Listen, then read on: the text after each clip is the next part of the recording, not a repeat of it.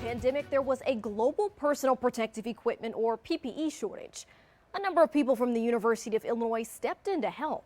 They made face masks, shields, gowns, and N95 respirators. But two U of I professors took it a step further to make sure everyone who needed access to an N95 mask would have it. In tonight's Illinois Innovations, how a trip to Walmart opened up new doors for healthcare workers. Overwhelmed, to tell you the truth. I don't know about Vishal, but I'm overwhelmed. Helen Wynn and Vishal Verma admit they haven't gotten much of a break this year. Like all of us, COVID-19 derailed their plans, but it also led to something great. While helping the community deal with the shortage of PPE, the two University of Illinois professors developed a way to clean N95 masks. N95 masks offer more protection than surgical masks. They also block 95% of small particles. So as you can guess, earlier this year, they were in high demand and short supply. We have to find something that people can buy. So I sent a graduate student to Walmart. Professor Wynn told the student two things. Look for something cheap and something that creates dry heat.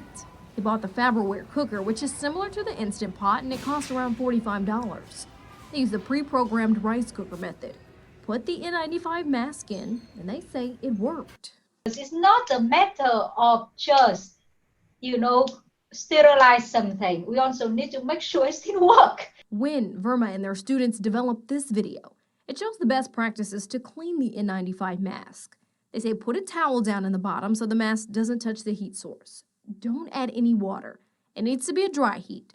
Leave it in for 50 minutes and make sure it reaches 100 degrees Celsius or 212 degrees Fahrenheit.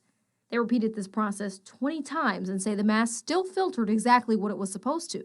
Big healthcare facilities generally have the access to these other type of treatment technologies like chlorine dioxide or hydrogen peroxide vapor. But I think it's the small healthcare industries from which we are getting a lot of emails that this technology is great for them. Wynn and Verma say this method of cleaning the masks is just an extension of the work they did to help provide PPE to the community this year. We feel proud that, in this pandemic, we are able to contribute to the community, to the best we can. The professor stressed to me that you can't just use any slow cooker in your home. They use the Faberware cooker and suggests that one. The most important thing to remember when you sanitize any masks you have is to make sure that temperature reaches 100 degrees Celsius or 212 degrees Fahrenheit.